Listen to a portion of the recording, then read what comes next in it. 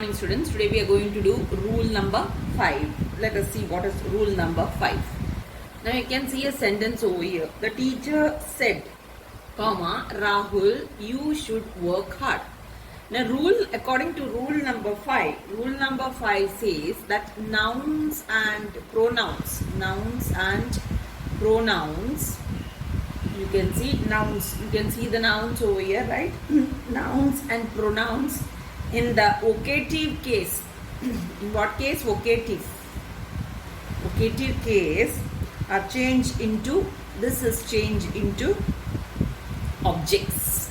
Okay, so in the vocative case, the nouns and pronouns are changed to objects in indirect speech. This happens in indirect, okay, in indirect speech.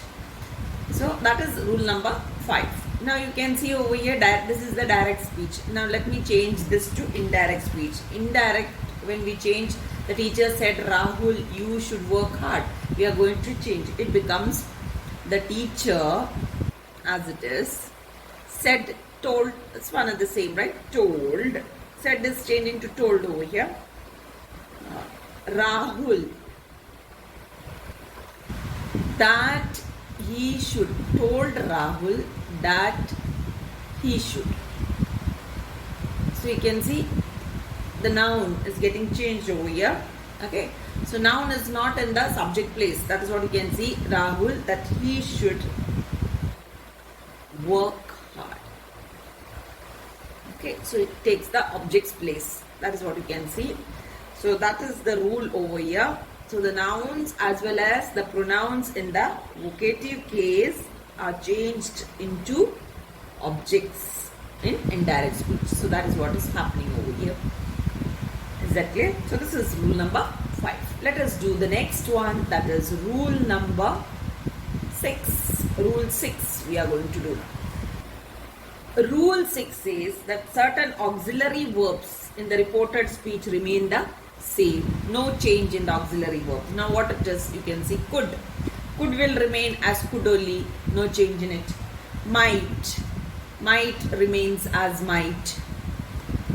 Okay, must remains as must only in the indirect speech. Would remains as would. No change in this. Should remains as should. This is rule number 6. Ought to remains as ought to only. So these auxiliaries don't change. You can see the example. I will show you one example. You can see the direct speech. The teacher said to the students, you must love your country. Okay. So now when we change it into indirect, it becomes the teacher told the students, then comma, inverted commas we are changing to that you pronoun we are changing to the third person, second person pronoun this is, isn't it? That we are changing to the third person, that they, remaining you can see must, isn't it? It remains the same, no change. That they must love their country. Similarly with should or with could, there is no change when you are changing to indirect. So should, could and all will remain like this. You can see now must is remaining as it is. Similarly should, could when it appears, they will also remain like this, remain the same in the indirect speech. So that is rule number 6. Now let us do interrogative sentences in this. So with this we have completed with the 6 basic rules of direct indirect speech. Now next is interrogative sentences. Now in this interrogative sentences we have rules for each of the types. You know there are 3 types of interrogative sentences, right? So there are 3 types of interrogative sentences. So for these 3 types we have rules, so that we are going to learn now. Now what are these 3 types? You can see sentences beginning with 3 types of interrogative I am showing you. Sentences beginning with what, where, when, who, why, whose, how, and so on. Fine. That is sentences beginning with these words. That is the first type. Second type, you can see, second type sentences beginning with do, does and did. This is the second type of interrogative sentences. Third one, sentences beginning with some auxiliaries like is, are, am, then was, were, has, have, had, then you have can, could, may, might and so on, right? So these are the three types of interrogative sentences. First type is sentences beginning with what, where, when, who, why. Second type is do, does and did, and third type is sentences beginning with is, are and so on. Okay, so these are the three types of interrogative sentences. So when the reported speech begins with these words like what, where, that is what we are going to see. Let us see this example. So the first thing what we are doing over here is type 1. Okay, that is what, where I told you, type 1. It is called as type 1.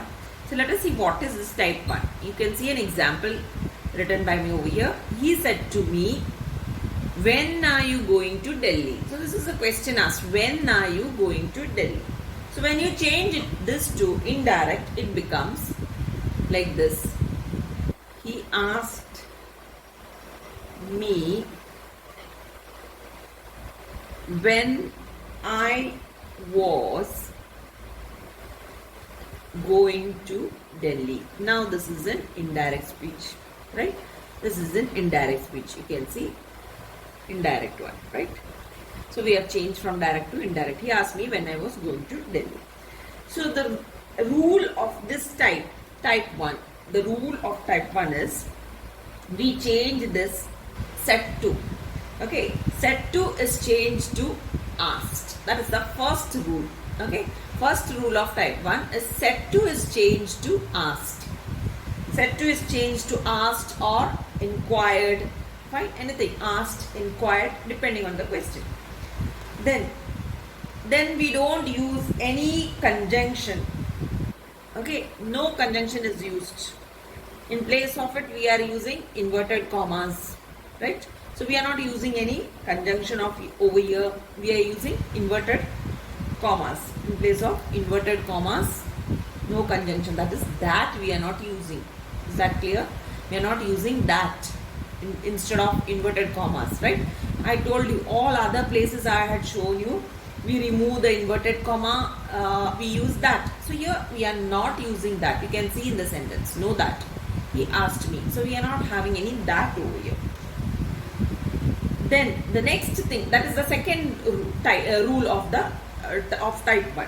Let us see the third rule of it in this. You can see the third rule. I have shown you rule 1 and rule 2 of type 1. Rule 3 of type 1 is you have to change this question, right? Change this question from assertive form, right? Sorry, not from, to assertive form, right? So we are changing this question to assertive form. So you can see he asked me when I was going to Delhi. So this is not no more a question type, right? So it is like a sentence and we are removing the sign of interrogation. That also we are removing. Fine. So it is becoming a statement now. Am I right? So it's no more a question. He asked me when I was going to Delhi. So we are changing this question form to assertive form, right? Question form to assertive form, and we remove the question mark also. When our statement is no more a question, then there is no need of question mark, isn't it? So we are changing it to a assertive form, right? That is what you can see over here. So he asked me when I was going to Delhi. Let us move to the next type, type 2. Type 2 is when the reported speech begins with do, does and did, right? What we have to follow, what are the rules for this, we are going to see. Now I will write a sentence over here and we'll change it into indirect speech, and then I'll do the explanation. Now you can see a sentence over here like this. He said to me, do you want to buy a car? So this statement we are going to change it to indirect. When we are changing, we say he said to me. Instead of that, we say he asked. He asked me. So see, there what we used and here what we are using. He asked me if I wanted, I will explain this to you. If I wanted to buy a car. This is how we are changing it into indirect. So, rules for type 2 you can see over here. This is type 2. So, rules for type 2 sentences you can see. The first thing that you are seeing that you might have understood. Set to. Set to is changed into asked. Right? Set to is changed into asked. Then we are using if. So we have to use if or whether as conjunction to introduce the reported speech over here, right? In place of inverted commas. In the beginning I had told you that we are using. So type 1 we don't use any conjunction. That is rule of type 1. Type 2 we do use conjunction. Okay. So which conjunctions we use? We use if or whether. If or whether. Any of this. Okay. These conjunctions we use over here. He asked me if I wanted. So this is how we use it in the reported. We use if this conjunctions in the reported speech. Then the next thing is we have to remove this. If there is do in the question, that we have to remove. If there is does, we have to remove does. If it is did, we have to remove did. In order to change this into assertive form. That is a must. When we are changing it to reported, it should be in assertive form. In order to change it into assertive form, then we have to remove the sign, this sign. Okay, question mark. So that is what is happening. Do is changed. Okay, if I wanted to buy a car. If I wanted to buy a car. Question mark is changed. This is rule of type 2. Next we are going to see the rule of type 3. What is type 3?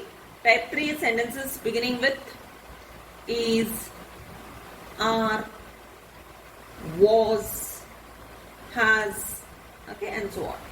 Okay, when reported speech begins with these helping verbs, is, are, that is what is called as type 3. Let us do it with example. So the example is, he said to me, are you writing a book? We are going to change this, you can see. So again, he said to me, we are changing to, he asked me. Then if I was writing a book, this is how it gets changed in indirect speech. Okay, so again you can see said to is changed to asked. Said to is changed into asked or inquired. In the previous case it's changed only to asked. So here asked, or it can be changed to inquired. Inquired, any of this, fine. Then again, like the previous one, type 2, we are using if over here.